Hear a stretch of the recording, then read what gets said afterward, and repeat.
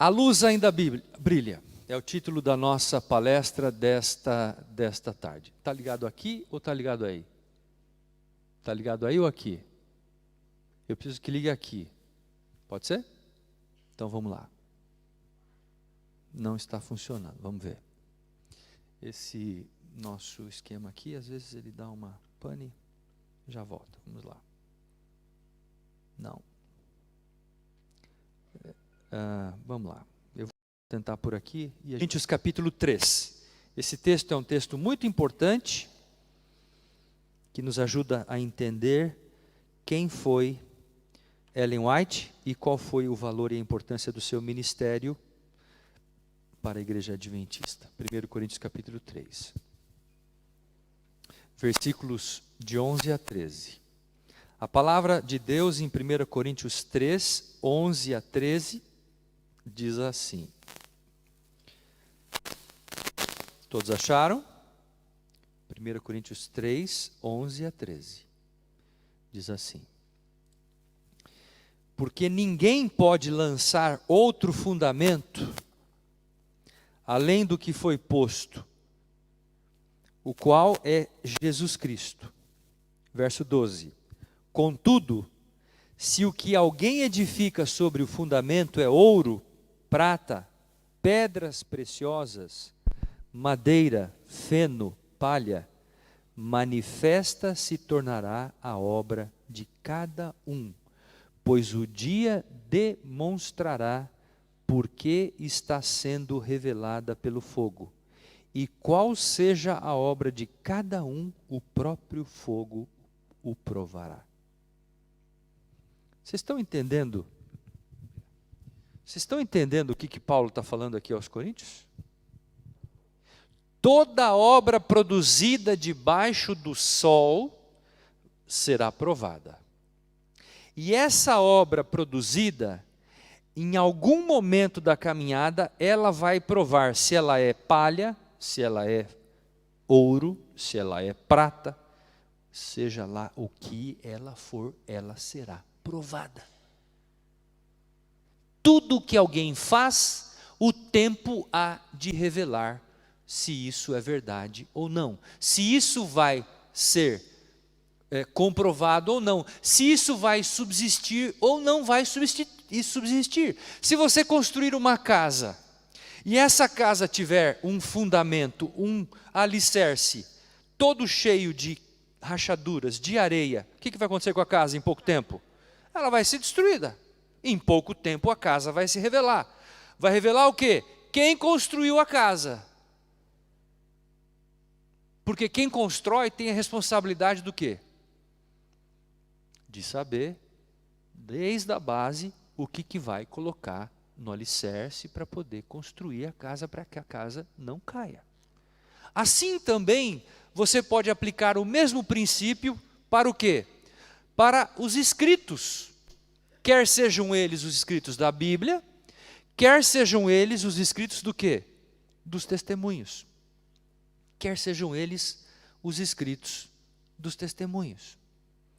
Então, quando nós pegamos os livros do Espírito de Profecia, a gente passa pela mesma prova. É palha isso aqui? É areia que você joga e ela desaparece, cai no chão? É fumaça. Se fosse palha, se fosse fumaça, se fosse areia, isso aqui não estaria na nossa mão hoje. E ninguém estaria sequer falando desses ensinamentos. Mesma coisa se aplica à palavra de Deus, à Bíblia.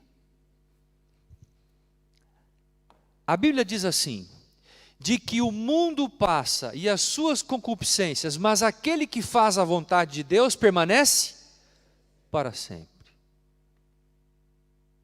E a palavra de Deus também permanece o quê?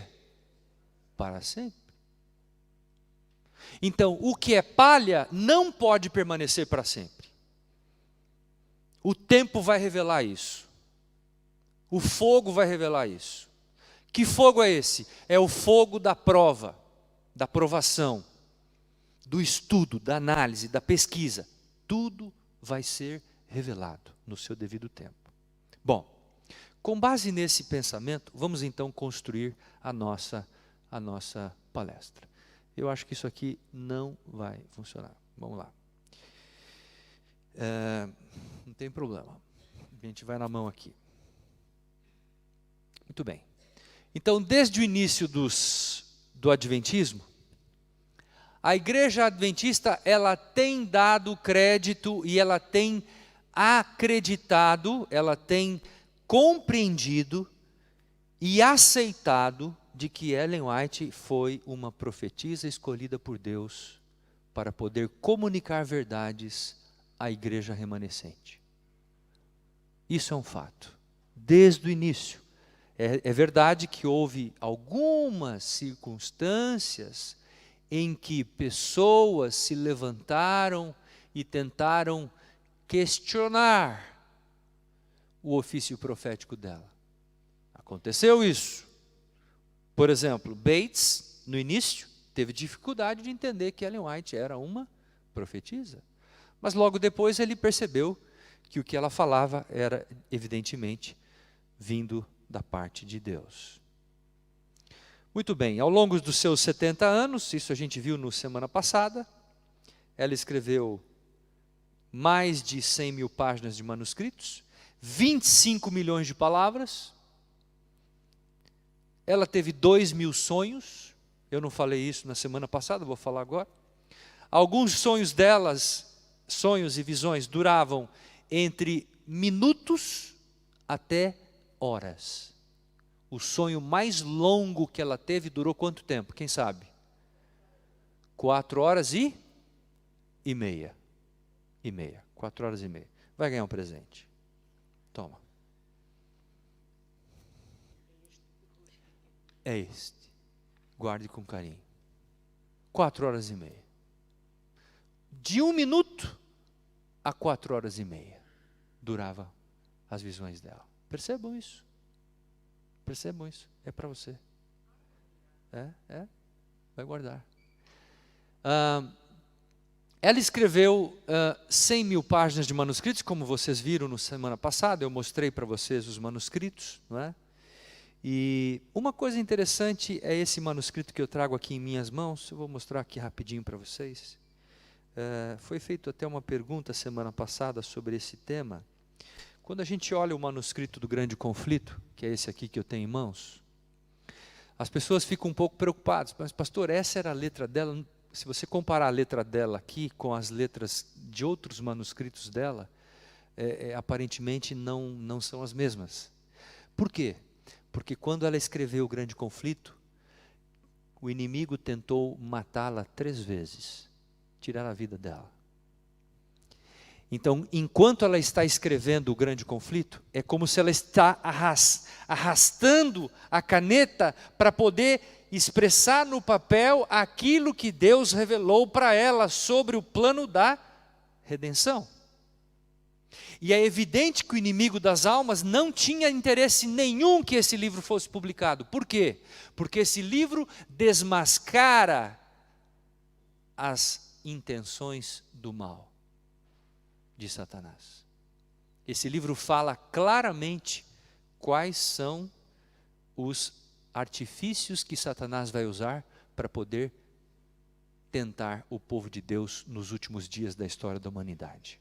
Então, esse livro aqui, esse manuscrito, por exemplo, é o Grande Conflito. Você vê que ela está como que arrastando a caneta, tentando fazer uma força tremenda para poder escrever o conteúdo dessa obra. Inclusive ela risca, ela volta, não é?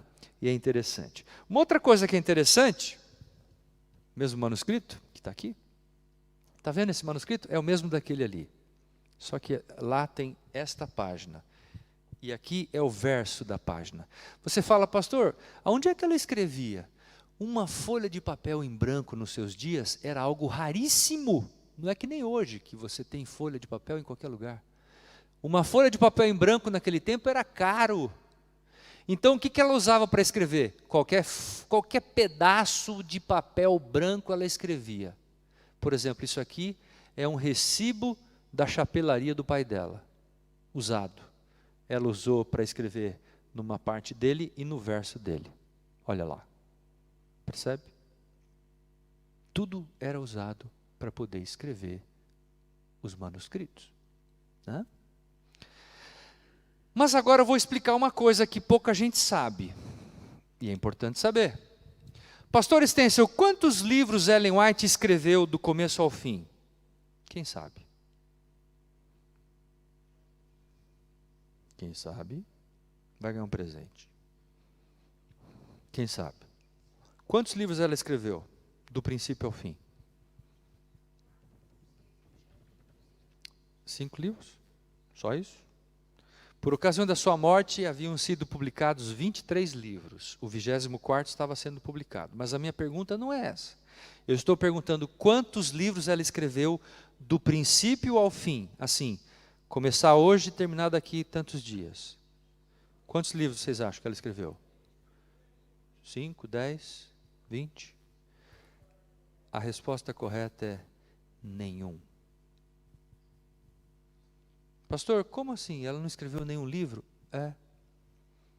Naquele tempo não tinha computador, amigo, primeiro.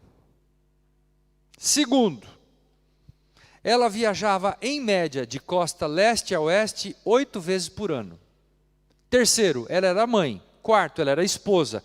Quinto, ela era conselheira. Sexto, ela era pregadora e falava nas conferências da igreja adventista e em campais, em funerais. Ela era uma pessoa extremamente requisitada. Então, como que funcionava o processo de editoração dos seus escritos? Bom, ela recebia visões, ela recebia sonhos, e ela compunha, ela escrevia a partir da revelação que ela recebia. Então, por exemplo, tudo que ela compunha sobre a vida de Cristo, ela colocava aqui. E fazia uma montanha sobre a vida de Cristo. Tudo que ela escrevia sobre saúde, ela colocava aqui, uma pilha só sobre saúde. Depois, tudo que ela compunha sobre educação, uma pilha só sobre educação. Depois, sobre a escatologia, as profecias, aqui.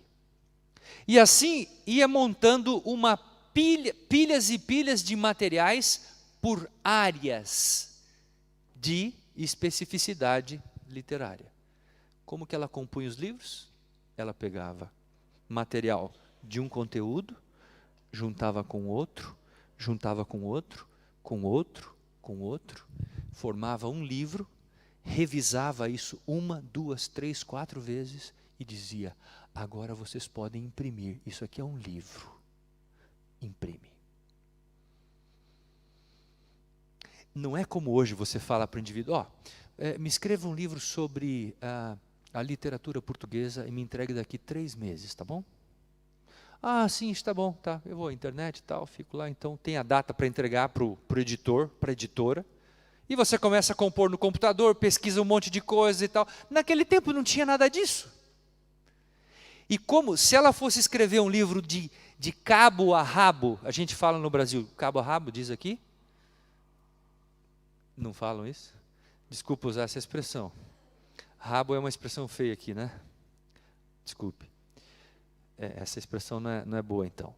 De cabo quer dizer do princípio ao fim. O que aconteceria? Não existiria livros.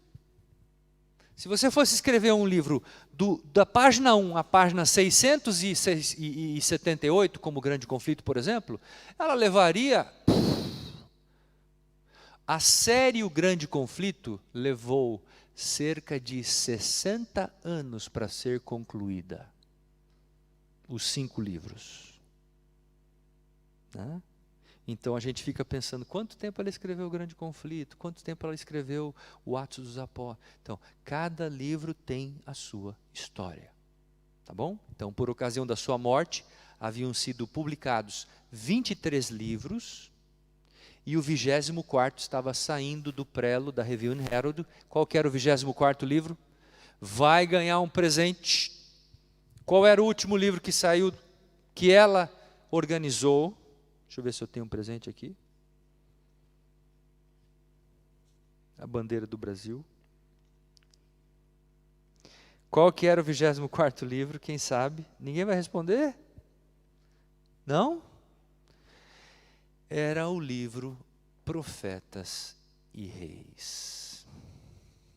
Ok? Profetas e Reis. Foi o último livro que ela organizou e depois morreu.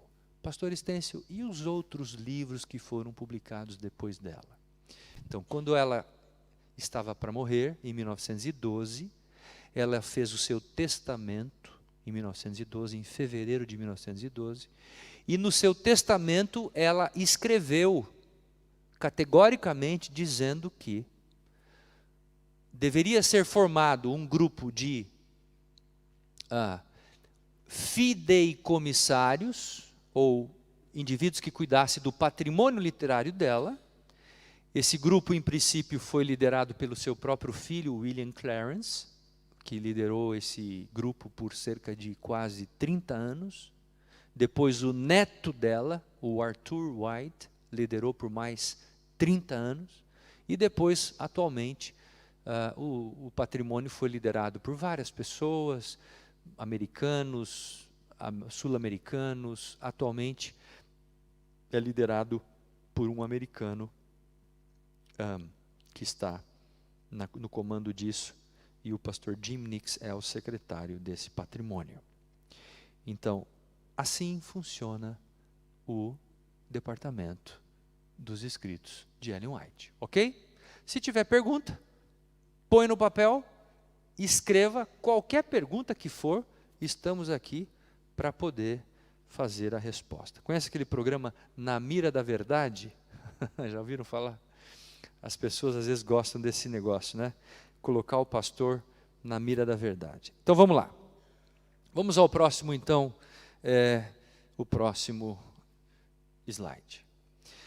Eu não trouxe para vocês, mas no ano passado, 2015, quantos conhecem esse instituto chamado Smithsonian? Ouviram falar? Quantos conhecem? Levanta a mão. É o instituto mais respeitado dos Estados Unidos da América. O ano passado, esse instituto fez uma pesquisa com todos os historiadores e estudiosos americanos para identificar os 100 personagens mais importantes da história americana. E quem estava entre os 100 personagens? Quem estava? Aí está, Ellen White. Ela aparece como uma das 100 mais importantes personalidades da história dos Estados Unidos da América. Ela é a autora ou autor americano que mais escreveu em toda a história da literatura americana. Ninguém escreveu mais do que ela. Ok? Bom, isso é falando um pouquinho da vida dela, né?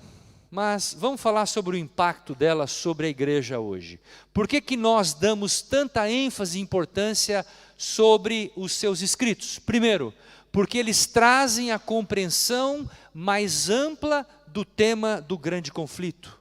Além disso, os escritos de Ellen White, eles apontam para a centralidade da Bíblia. E eu falei na semana passada que Ellen White, ela exaltou duas coisas no seu ministério. Quais foram eles? Primeiro, exaltou a palavra de Deus, a Bíblia. Em segundo lugar, exaltou, fale alto, a Jesus Cristo.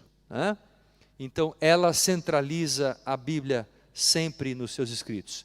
Ela também enfatiza demasiadamente a importância da justificação pela fé. Amigos, esse é um tema que a igreja deveria estudar mais. Eu vejo muitas vezes, olha para mim aqui, eu sou pastor já há 26 anos, eu vejo muitas vezes igrejas preocupadas com profecias. O presidente dos Estados Unidos, o Papa mudou, agora a China vai ser o novo país que vai comandar a terra com a entrada do Donald Trump. Estão falando que o Donald Trump não vai ser líder mundial mais. Ele não tem pedigree para isso. Pedigree? Pode ser? Então, tá bom. Me corrijam. Ele não tem capacidade para ser líder mundial. Então quem que pode se levantar como novo líder mundial? Possivelmente a China. Uma nação que está se tornando a primeira economia do mundo. É muito possível. Mas tem gente que perde o sono por isso. Tem gente que perde o sono. E esse tema da justificação pela fé, que é a base de como nós somos salvos e como se manifesta o processo da salvação de Cristo Jesus em nós e em outras pessoas, esse processo, esse assunto às vezes não é bem compreendido, nem estudado por nós. Então a gente, eu vou falar uma coisa séria agora. A gente quer arrotar teologia quântica e não sabe nem a base do amor de Deus, mas quer falar de coisas grossas. Eu costumo falar teologia quântica. Sabe o que é isso? Uma coisa muito complexa, ficar falando de coisas complexas, né? Sensus plenior, e aí fala de coisas bem grossas, mas as pessoas não sabem a base da Bíblia, nem a justificação pela fé, nem como que Deus salva o ser humano. As pessoas não sabem disso, coisas básicas. E por não saberem isso, o que acontece? A religião se torna ela é vivida dentro de um espaço de uma areia movediça. Você está no meio da areia movediça, daqui a pouco você começa a se afundar e daqui a pouco você se perde ali dentro. Percebe? Então a gente tem que conhecer as bases da nossa teologia e estudar os temas. Quais são os livros que falam sobre justificação pela fé nos escritos de Ellen White? Quais são? Os 5 livros que tratam do quê? Da vida de Cristo. Quais são eles? Vamos falar? Desejado, das nações. Qual outro? Caminho a Cristo. O maior discurso de Cristo. Vida de Jesus. E o último? Parábolas de Jesus. Lembraram dos 5? Vai cair na prova, hein? Em frente. Qual outro tema que ela fala mais? A pré-existência eterna de Cristo. A natureza de Cristo é um tema que ela aborda de forma muito clara. Ela fala também sobre o quê? Temas ligados à saúde. Deixa eu fazer uma perguntinha aqui. De todos os temas que ela escreveu, qual foi o tema que ela mais escreveu? Sobre? Tem certeza? Valendo a tua carta que você ganhou. Valendo o teu retrato. Você tem certeza? Não. Qual foi o tema que ela mais escreveu? A saúde? Eu estou brincando com você. Você está certa. O tema que ela mais escreveu foi sobre saúde. Será que isso tem alguma coisa a ver com a gente? Tem bastante. Só que na hora do almoço a gente estava tendo uma conversa séria sobre esse assunto. Na mesa. Os amigos aqui. Não estava? Foi boa, né? Conversa? Mais ou menos, né? Uma nota 7,5 para a conversa. Eu estava dizendo que muita gente pega a saúde e faz da saúde o quê? O trampolim da salvação. E prega a salvação pela soja.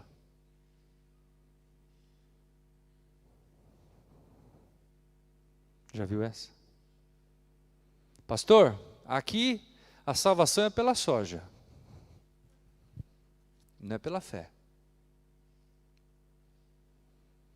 E o que acontece? A igreja vai tudo pelo ralo. Kellogg não entendeu isso. John Harvey Kellogg não entendeu. Ellen White recebeu de Deus a visão de que a obra de saúde deveria ser o braço direito da pregação do quê? Do Evangelho. Mas Kellogg falou assim, não é o braço direito. A obra de saúde é o quê? A cabeça.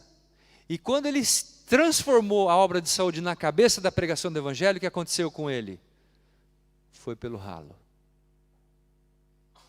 Foi para a glória. E tchau. Uma compreensão errada de uma verdade, amigos, pode levar a igreja e um grupo da igreja à perdição. Por isso que nós temos que ter uma compreensão completa, correta, da salvação em Cristo. Por isso que eu desafiei vocês a estudarem a justificação pela fé, porque nós somos salvos única e exclusivamente pela graça do nosso Senhor e Salvador, Jesus Cristo. E o que passar disso é de procedência maligna. A gente tem que entender isso. É óbvio que Jesus falava sobre saúde, é óbvio que Jesus vivia os princípios de saúde, é óbvio que ele fazia tudo isso. E nós também somos desafiados a fazê-lo hoje, né? Mas não é o ponto de salvação. Mas, não é ponto de salvação, mas é importante falar, pode ser um ponto do quê? De perdição. Ah, come o que quiser, bebe o que quiser. Posso falar ou não? Olha, vou descer de novo, hein? Pastor Estêncio, um bocadinho de café, um pingadinho, é possível? Pastor Estêncio, um copo de vinho, uma taça de vinho, à noite. Eu tenho um tio, mora no Brasil.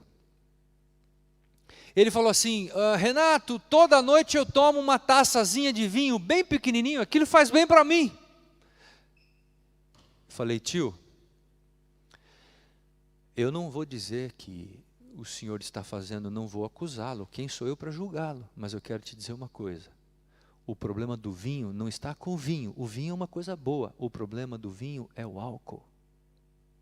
Só isso. O vinho, a uva, é ótimo. Pode tomar suco de uva à vontade. Você colocou álcool no vinho, o que acontece? O álcool vai fazer o que com você? Vai desidratar você, vai alterar o funcionamento do seu cérebro, vai alterar os seus neurônios, vai trabalhar para destruir os seus neurônios e vai impedir você de ter uma compreensão clara a respeito da pessoa de Deus. Ah, mas pastor, é só uma tacinha de vez em quando e tal e tal. Bom, o álcool de vez em quando ele vai entrar no teu corpo e vai causar estrago de vez em quando. Só que tem um detalhe, eu vou falar uma coisa mais séria ainda, hein? Olha aqui. E se o teu tataravô foi um ébrio, um bebedor? E você tem o gene guardado dentro de você da bebida, e você fala, eu vou experimentar uma tacinha de vinho do 1800 e tal, custa 50 mil reais a garrafa. Tem vinho de quantos mil reais aí? Reais? Desculpa falar em reais. Euros. E você vai e experimenta aquele, e quando você experimenta, o que acontece? Aquela pequena célula que está no teu DNA, que você herdou de um teu, lá do antepassado teu, aquilo faz como se fosse um clique. Puc! Isso é bom, é gostoso. E agora você não vai tomar mais uma tacinha, você vai tomar duas. E daqui a pouco você vai tomar uma garrafa inteira. E daqui a pouco você toma uma caixa inteira. E aí sabe o que acontece com você? Foi para a glória, meu amigo. É isso. O pecado é assim. Você sabia? A gente tem tendências herdadas, hereditárias, que estão dentro de nós. E elas estão lá, latentes. Entende a palavra latente? Ela está lá, ela tem força. Ela só precisa ser acordada. Quando ela é acordada, ela desperta e ela começa a funcionar. O pecado é assim. Então, o que quer dizer isso? Não dê chance alguma para o pecado. Resistir ao pecado, resistir a Satanás, e ele fugirá de vós, diz a palavra de Deus. Porque se você não resistir ao inimigo, meu amigo, ele vai ficar te rondando, até encontrar uma coisa para te quebrar. Ok? Se você tiver dúvida, faça a pergunta depois no papel, que eu vou responder. Eu não. A palavra, a revelação. Bom, para que mais? A educação, outra coisa que é enfatizada por Ellen White. Alguém sabe quantas instituições superiores nós temos no mundo hoje? 103. Alguém sabe quantas publicadoras nós temos no mundo hoje? 62. A Igreja Adventista prega a palavra de Deus em mais de 312 línguas impressas, línguas e dialetos. E ela prega a palavra de Deus pregada, falada em mais de 900 línguas e dialetos. Mais de 300 impressas e mais de 900 pregadas, faladas. Além disso, por que nós damos crédito e qual é o impacto de Ellen White sobre a igreja hoje? A organização da igreja. Em 1901, ela fez um tremendo sermão falando que a igreja deveria ser organizada. E eu não sei se você sabe, mas até 1901, 7 pessoas é quem davam as cartas do jogo e quem comandavam a igreja. Eram 7 pessoas, era um comitê de 7 líderes. Ellen White falou assim, é necessário que nós descentralizemos o poder da igreja. E por isso ela falou para que a igreja deveria sair de Battle Creek. Tinha lá o hospital, tinha lá a impressora, tinha lá o colégio, tinha tudo em Battle Creek. Falou, sai tudo daqui. Eles não quiseram sair, eu contei a história, em 1902, aconteceu no que aconteceu, queimando a casa publicadora e depois o sanatório. A igreja adventista também é respeitada no mundo, eu falava isso ontem aos amigos, pela liberdade religiosa e os direitos humanos, porque foi a primeira igreja americana a praticar a pregação do abolicionismo da escravatura nos Estados Unidos. Além disso, Ellen White atesta a questão do evangelismo mundial. Não é? Então agora eu queria falar um pouquinho para vocês sobre, avançando um pouquinho, eu queria falar um pouquinho para vocês sobre 10 razões porque nós cremos e damos relevância aos escritos de Ellen White para a igreja. Quais são essas 10 razões para a relevância dos seus escritos para a nossa igreja? Primeiro, a exaltação da pessoa de Cristo. Isso é um ponto fundamental para a igreja adventista do sétimo dia hoje. E ninguém discorda desse aspecto. Os seus escritos sempre exaltaram a pessoa de Cristo. Número 2, o tema do grande conflito.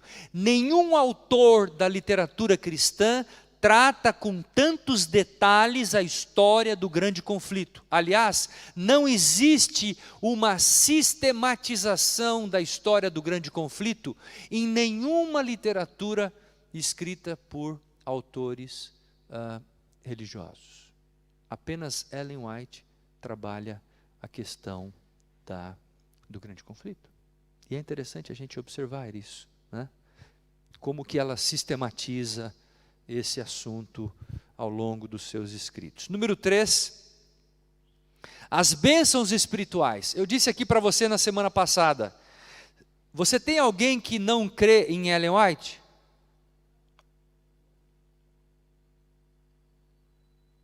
Qual a melhor maneira de você fazer uma pessoa crer nos escritos de Ellen White? Qual a melhor maneira?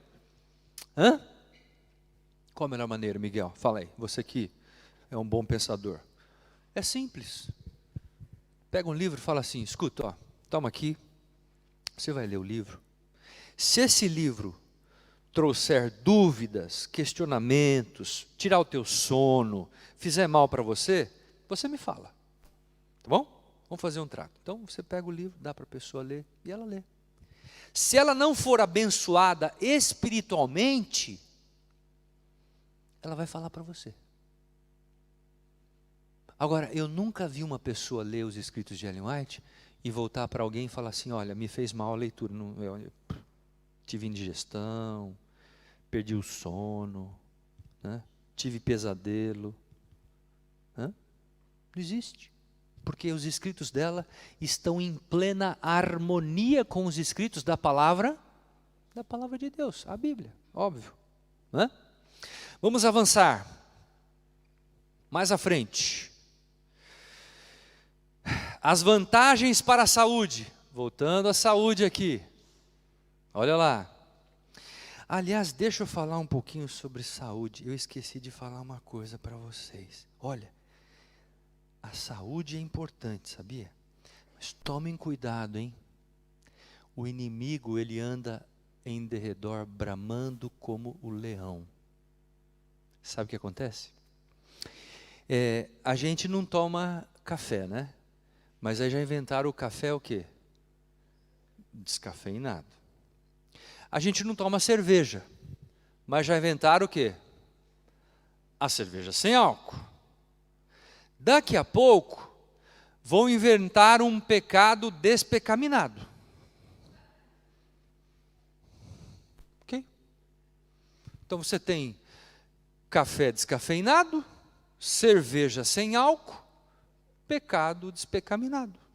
Não tem, é um pecadinho, pastor, é só um pecadinho, tal, não tem problema, é só levinho, tem 0,00001 de veneno, tal, não sabe. Cuidado, hein? Cuidado.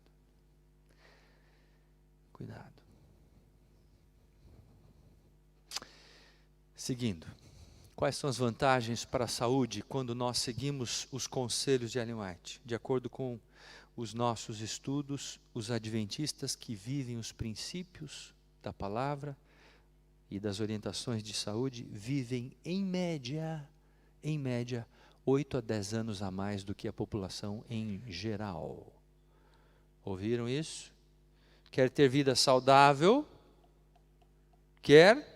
Viva os princípios daquilo que Ellen White fala. Dentre eles, vegetarianismo, né? 8 remédios da natureza, água, ar puro, luz. Tem muita gente que... vamos voltar, esse é bom. Pastor Estêncio, eu sou vegetariano, glória a Deus, levanta a mão para o céu, salvação pela soja. Ixi! Já está quase com a mão lá no reino, achando que que o vegetarianismo é tudo. Aí você pergunta assim, escuta, você faz exercício físico? Não faço. Interessante. Você respira ar puro? Mais ou menos.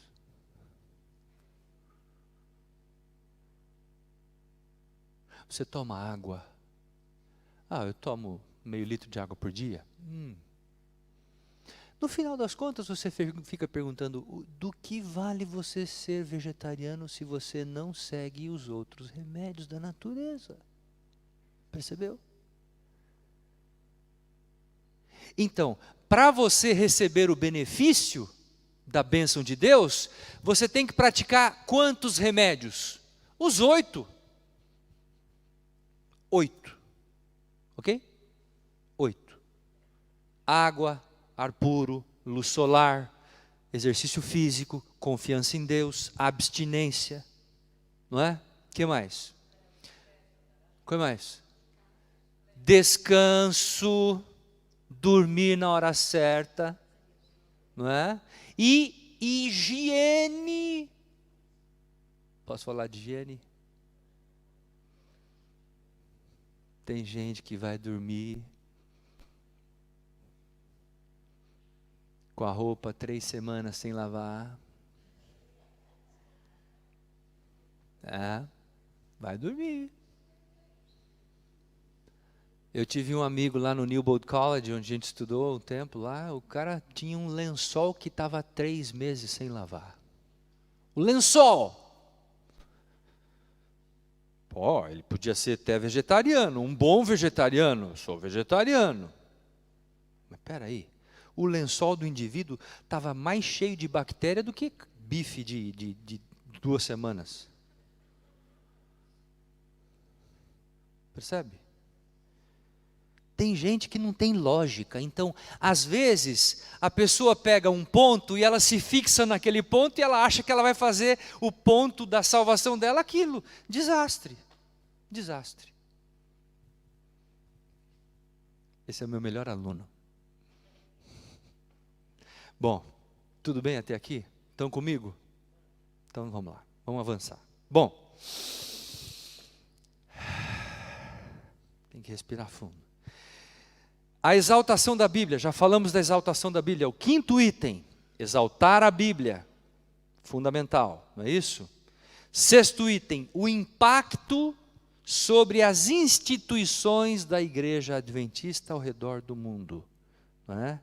Sétimo, as suas predições, ela previu e ela profetizou inúmeras coisas que se cumpriram de acordo com as suas previsões. Por exemplo, ela previu e escreveu sobre milhares de navios que seriam arremessados para a profundeza do mar. Esquadras se submergiriam e milhões de vidas seriam sacrificadas. Ela estava falando do que aí? Da primeira grande guerra. Mas não só a primeira, como também ela profetizou em relação à segunda grande guerra. Meses antes de começar a guerra da secessão civil, que durou 4 anos, de 1861 a 1865, ela predisse que aquela guerra ia acontecer. E aconteceu, meses depois iniciou aquela guerra e ceifou a vida de milhares de jovens e americanos.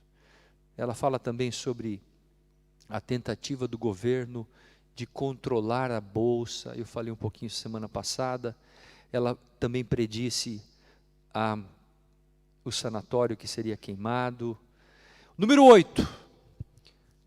O impacto da sua vida, que foi uma das coisas também autênticas. E aqui a gente tem a famosa frase de Jesus Cristo. Jesus Cristo, ele disse de maneira clara: pelos seus frutos vos conhecereis. Você quer conhecer uma pessoa? Olha os frutos dela. Veja o que ela faz. Vê o que ela fala. Vê o que ela escreve. Vê o que ela prega. Vê como as pessoas tratam ela. Veja o respeito que essa pessoa tem diante da igreja, diante da sociedade. Veja. Cada pessoa está produzindo frutos, ou para a perdição, ou para a salvação. Percebem? A vida é assim. Então, quando uma pessoa escreveu um conjunto grande de manuscritos, de livros e coisas do gênero, você tem que analisar o fruto, o impacto dessa vida na vida das pessoas. Eu pergunto a vocês aqui, quantos de vocês já foram abençoados pela leitura de um dos livros do Espírito de Profecia? Levanta a mão. Quem já leu um livro completo e já foi abençoado? Está aí, ó. Aí. 95% está aqui. Talvez alguns não leram ainda na sua plenitude, mas são desafiados a lê-lo também. Não é? Muito bem. Esse aqui é um depoimento do pastor Daniels sobre Ellen White. Pastor Daniels foi presidente da Associação Geral por 21 anos. E olha o que ele disse sobre Ellen White. Nunca ouvi Ellen White se vangloriar dos graciosos dons que Deus lhe concedeu, ou dos maravilhosos resultados dos seus esforços. Nunca. Isso é um depoimento de alguém que era líder dela, estava acima dela e conhecia ela muito bem, né? Número 9, os fenômenos físicos, não é? Eu falei para vocês aqui durante a semana que havia 3 padrões de início de visão. Ela usava 3 padrões comuns, que era glória, glória, glória, santo, santo, santo e univos, univos, univos. O terceiro padrão é incomum em relação aos padrões da Bíblia, a palavra de Deus. Agora, por que ela falava univos, univos, univos? Porque ela sabia que o inimigo queria romper a unidade da igreja no final dos tempos.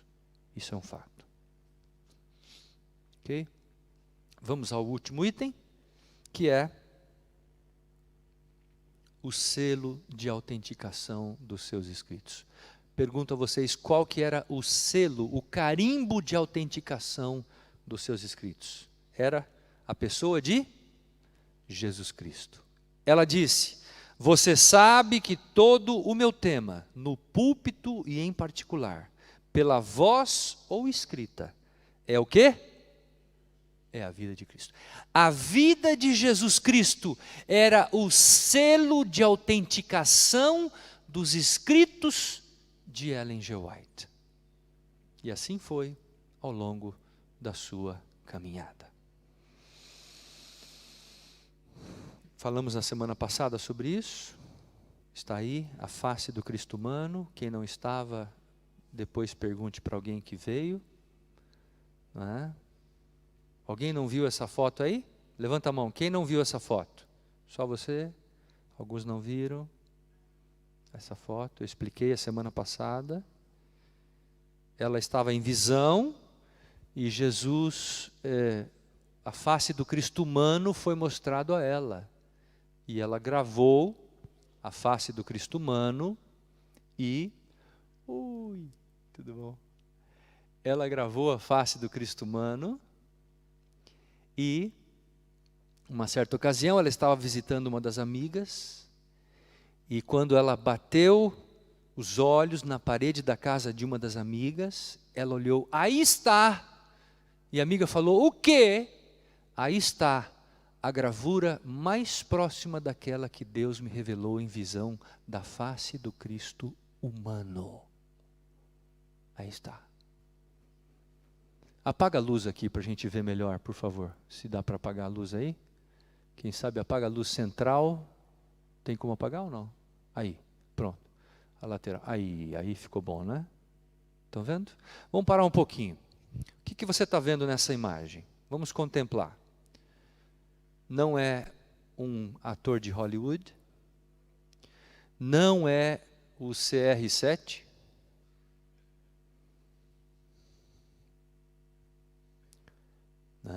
Não é uma celebridade, não é um artista. A imagem que temos na tela identifica alguém que é um campesino, alguém que morava no campo, portanto uma pessoa muito humilde,